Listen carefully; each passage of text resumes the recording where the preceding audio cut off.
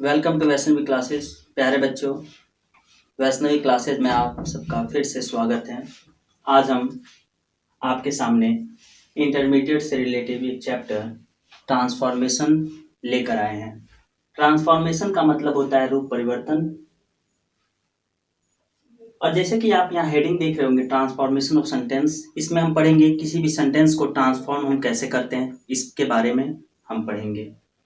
जैसा कि सबसे पहले एक बात मैं आप सबको बता दूं, कोई भी टॉपिक हम जब चालू करते हैं तो सबसे पहले हम डेफिनेशन को जानना हमारे लिए बहुत ही जरूर आवश्यकता होती है। कोई भी डेफिनेशन हो, कोई भी टॉपिक हो, अगर आप डिस्कशन के दौरान किसी से बात करते हैं तो अगर वो आपके गतिविधि को पिछले दिन का अगर वो जानना चाहता है कि हाँ भाई पिछले क्लास में या पिछले दिन तुमने क्या पढ़ा, आपने क्या पढ़ा, तो आप केवल कह देंगे कि हाँ मैंने ये पढ़ा। अगर वो पूछ दे आपसे कि हाँ पढ़े तो उसका डेफिनेशन क्या है, तो इसलिए मैं बता दूं, कोई भी टॉपिक चालू करने से पहले या कोई भी टॉपिक की अगर हम चर्चा करते हैं, डेफिनेशन बहुत ही इंपॉर्टेंट होता है। तो प्यारे बच्चों, जैसा कि आप स्क्रीन पे देख रहे होंगे, यहाँ ट्रांसफॉर्मेशन का डेफिनेशन मैंने लिख रखा है। To transform a sentence is to change its forms one grammatical to another या other grammatical form without changing its meaning or sense। तो मैं बता दूं ट्रांसफॉर्मेशन क्या होता है। To transformation is to change its form from one grammatical form to other grammatical form, but एक चीज है, विदाउट चेंजेस इट्स मीनिंग और सेंस। इसका मतलब हुआ किसी भी सेंटेंस का जब हम ट्रांसफॉर्मेशन करते हैं अर्थात रूप परिवर्तन करते हैं, तो हम एक चीज ध्यान रखेंगे, हम एक ग्रामेटिकल फॉर्म को हम दूसरे ग्रामेटिकल फॉर्म में हम क्या करते हैं, बदलते हैं। तो उसमें एक चीज होना चाहिए, उसके मीनिंग और उसके भाव में कोई परिवर्तन नहीं होना चाहिए। तो हम देखेंगे, जैसा कि यहाँ पर एग्जाम्पल भी है। अब आप देख सकते हैं लिखा है जैसा कि दिस चैप्टर इज डिफिकल्ट, यह चैप्टर यह पाठ क्या है, कठिन है। तो मैं यहाँ पर आपको ट्रांसफॉर्म करके दिखाऊंगा। एक बार और मैं चर्चा कर दूं, ट्रांसफॉर्मेशन का मतलब हुआ रूप परिवर्तन। रूप परिवर्तन क्या होता है, किसी भी सेंटेंस को का रूप परिवर्तन हम एक ग्रामेटिकल फॉर्म से किसी दूसरे ग्रामेटिकल फॉर्म में हम जब कन्वर्ट करते हैं, तो हम ध्यान रखेंगे उसको हम जब कन्वर्ट करेंगे तो उसके मीनिंग और उसके भाव में कोई परिवर्तन नहीं होना चाहिए। एग्जाम्पल यहाँ आप देख रहे होंगे, दिस चैप्टर इज डिफिकल्ट, यह पाठ कठिन है। तो हम इसको जब ट्रांसफॉर्म करेंगे, कैसे करेंगे, हम कर देंगे, देखिए मैं ट्रांसफॉर्म यहाँ कर रहा हूं, दिस चैप्टर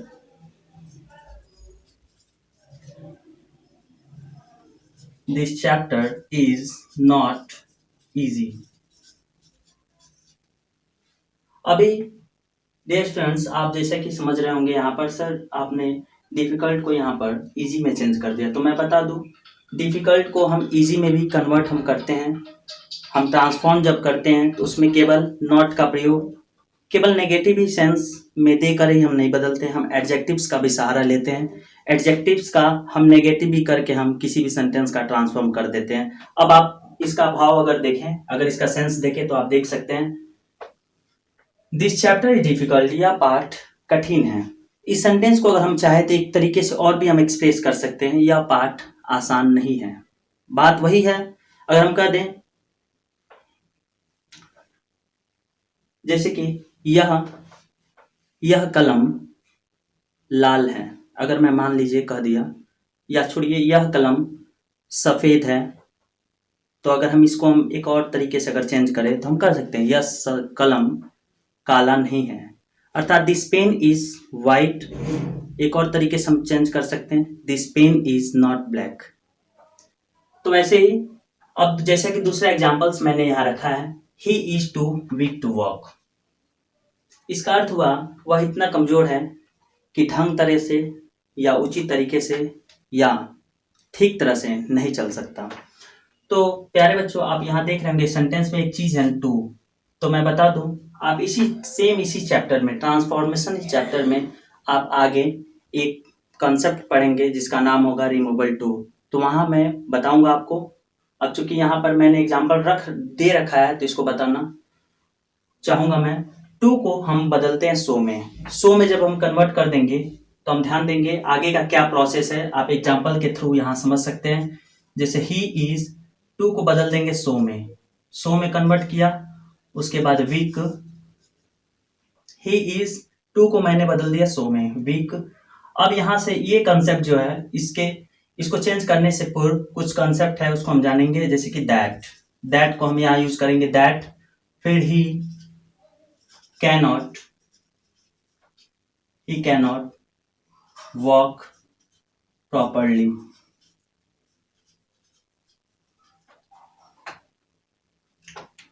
अब आप यहां देख सकते हैं जैसे कि मैंने टू को सो में बदल दिया, भाव वही है, इस सेंटेंस का जो सेंस है वही, ठीक उसी प्रकार इस सेंटेंस का भी सेंस है, वह इतना कमजोर है कि चल नहीं सकता।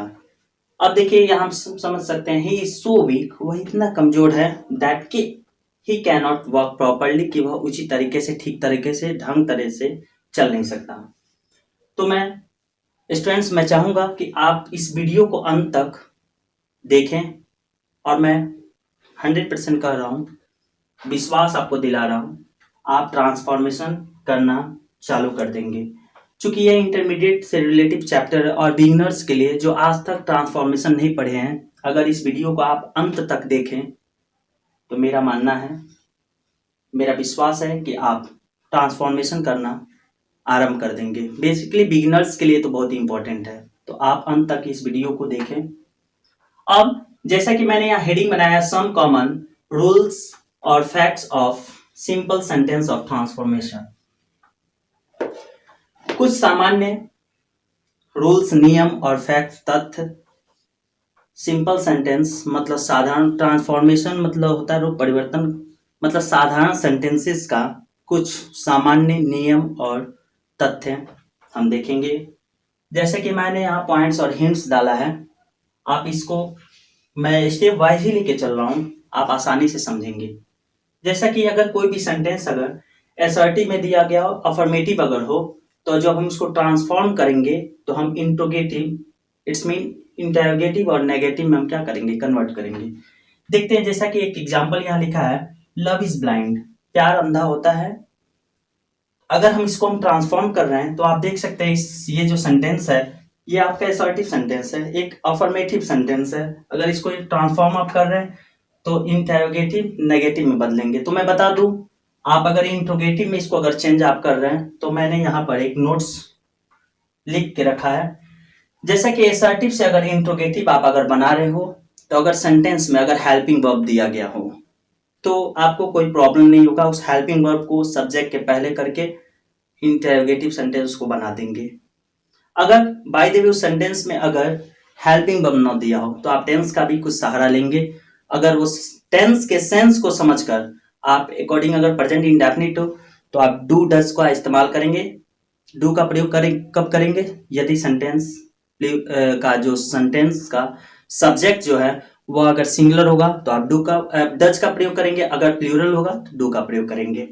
अगर सेंटेंस बाय द वे अगर हेल्पिंग वर्ब ना हो और सेंटेंस पास्ट इंडेफिनिट में हो तो आप अगर इंट्रोगेटिव में अगर आप उसे कन्वर्ट कर रहे हैं, अगर उसको ट्रांसफॉर्म इंट्रोगेटिव में कर रहे हैं तो आप क्या करेंगे, helping verb as a did का प्रयोग सब्जेक्ट के ठीक क्या करेंगे, पहले करेंगे। तो देखिए इसको हम चेंज जब करेंगे तो हम क्या करेंगे, हेल्पिंग वर्ब को बाहर ले लेंगे, इज, उसके बाद लिख देंगे लव। अब चूंकि मैंने यहाँ लिख रखा है असर्टिव अगर या अफर्मेटिव सेंटेंस हो तो जब इसको हम ट्रांसफॉर्म करेंगे तो हम किस में करेंगे, इंटरोगेटिव और नेगेटिव। इंट्रोगेटिव हम मैं बनाने जा रहा हूँ इज लव, और उसके बाद नॉट, नेगेटिव इसको सेंस डालेंगे ब्लाइंड। डियर स्टूडेंट्स, मैं बता देना चाहता हूँ कोई भी इंट्रोगेटिव सेंटेंस हो तो एक कंसेप्ट ध्यान रखेंगे, इंट्रोगेशन मार्क का प्रयोग जरूर करेंगे, या मार्क ऑफ इंट्रोगेशन, या आप कह सकते हैं क्वेश्चन मार्क का जरूर हम क्या करेंगे, प्रयोग करेंगे।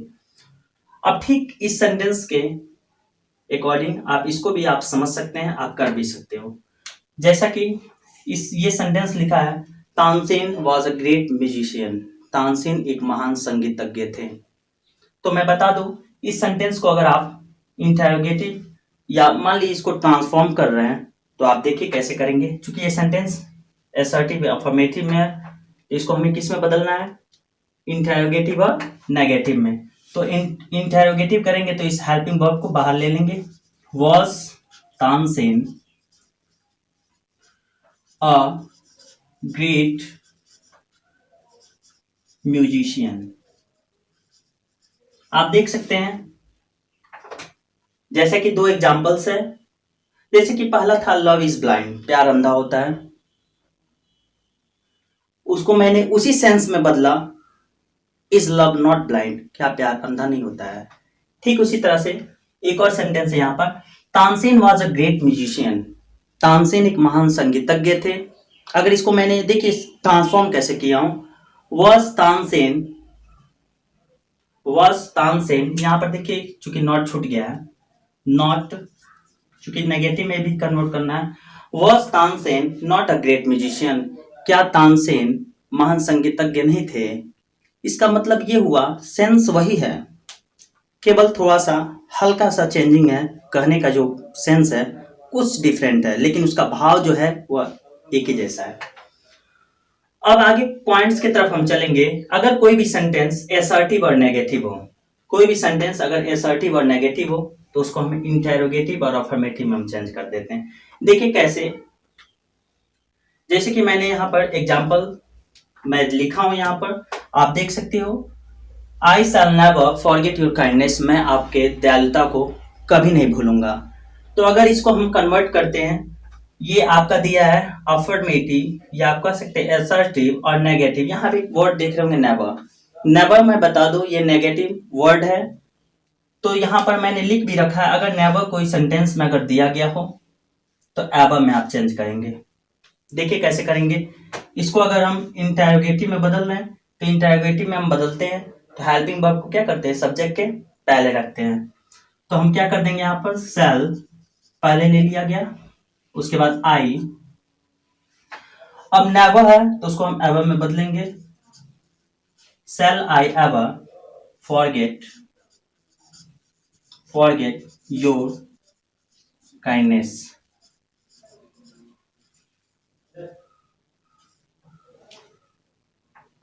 डियर स्टूडेंट्स, मुझे उम्मीद है कि आप इसे विधिवत समझ रहे होंगे, बढ़िया तरह से समझ रहे होंगे।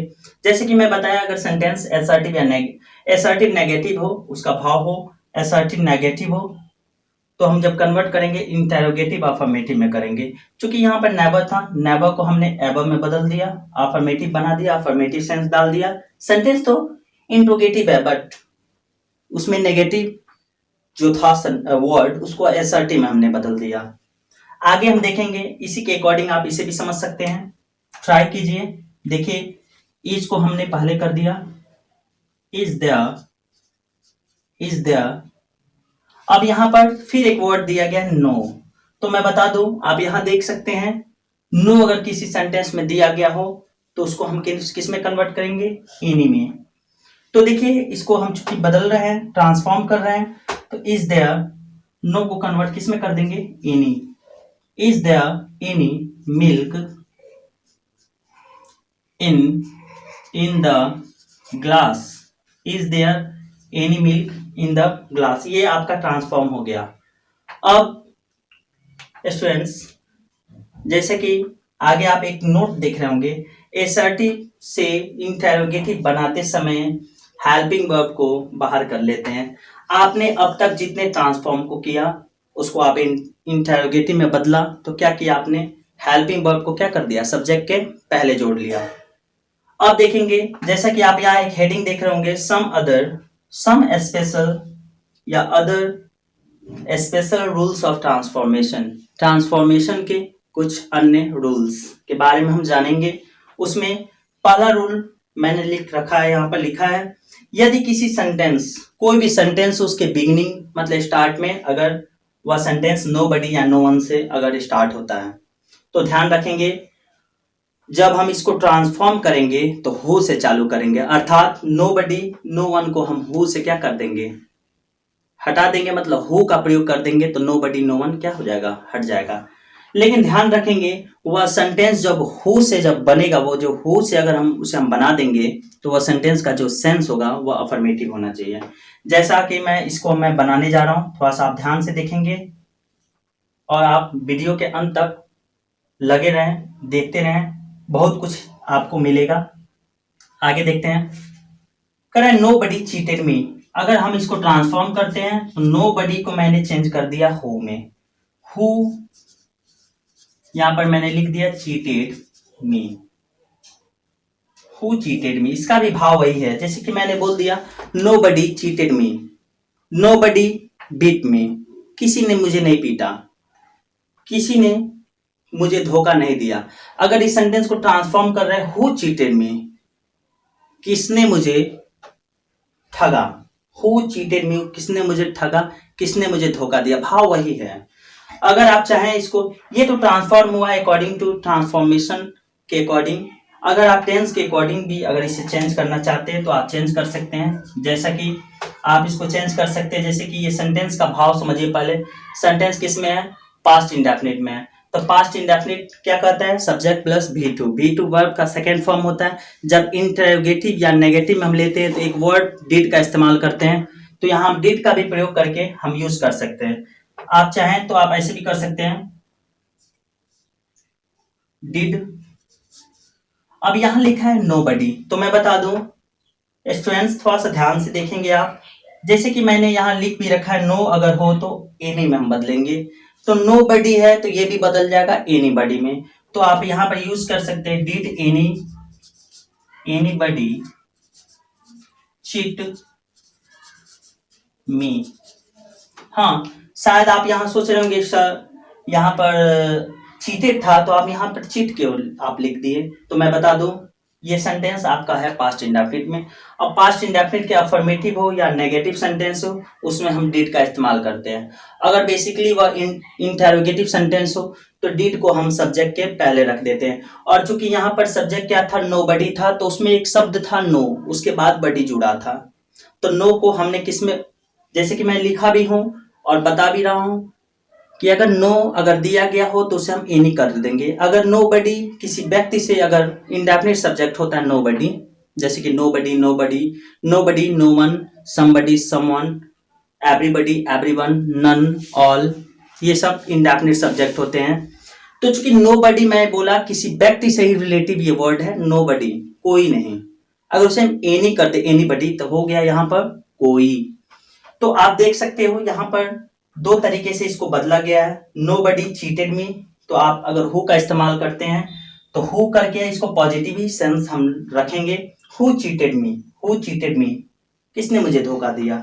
अगर आप टेंस के अकॉर्डिंगली अगर इसको चेंज करते हैं तो डिड एनीवन एनीबडी चीटेड मी, ये आप कर सकते हैं।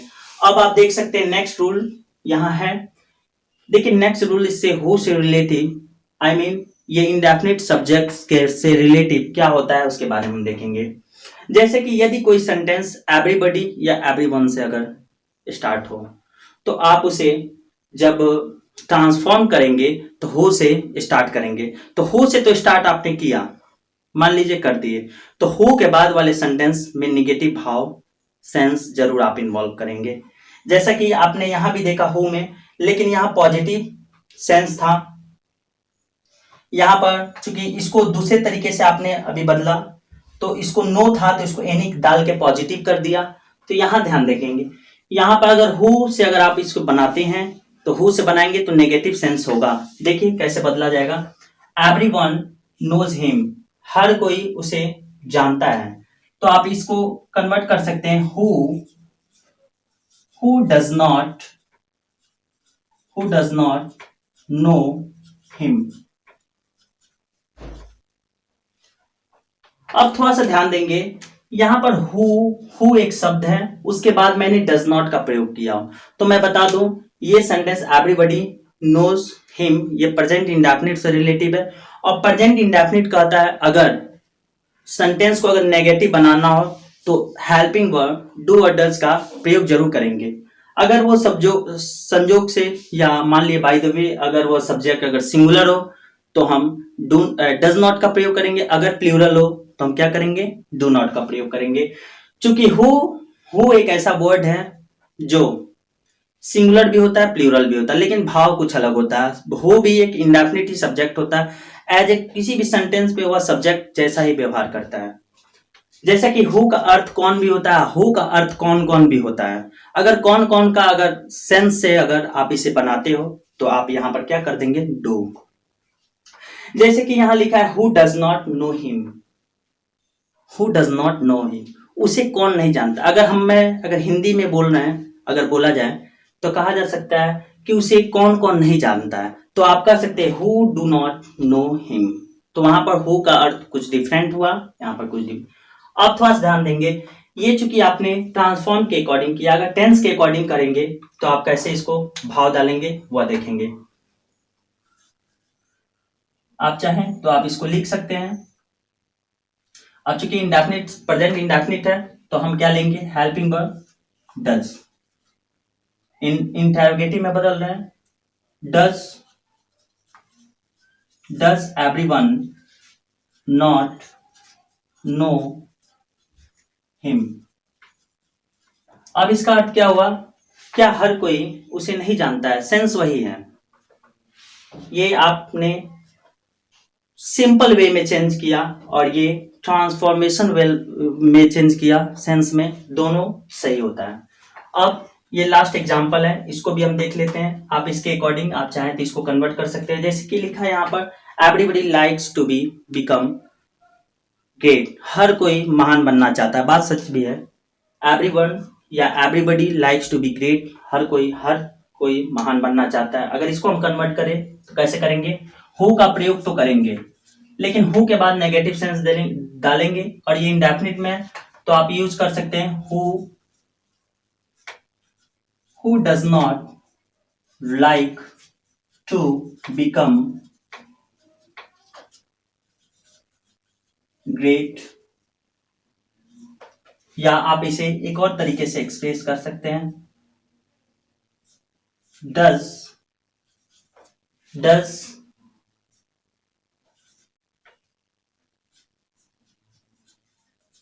does everybody not like to become great। तो प्यारे बच्चों मैं बता दूं, जैसा कि हु का आपने दो कंसेप्ट यहां देखा। अगर नोबडी नो वन से कोई भी सेंटेंस अगर चालू होता है तो हु का प्रयोग तो करेंगे, लेकिन हु के बाद सेंटेंस को बेसिकली हम अफर्मेटिव में ही जाने देंगे, अफर्मेटिव में ही यूज करेंगे। और दूसरा मैंने बताया, अगर एवरीबडी अगर एवरीवन का इस्तेमाल करके आप ट्रांसफॉर्म करना चाहते हैं तो ध्यान रखेंगे हु के बाद नेगेटिव सेंस जरूर देंगे। अब मुझे आशा है कि आपको यह वीडियो बहुत ही पसंद आया होगा और मैं चाहूंगा कि आप मेरे चैनल वैष्णवी क्लासेस से जुड़े रहें, लाइक करें, सब्सक्राइब करें। सो फ्रेंड्स, आप बढ़िया तरह से देखें, बढ़िया तरह से पढ़ें, बढ़िया तरह से रहें, मैं यही चाहूंगा। So thanks, that's all.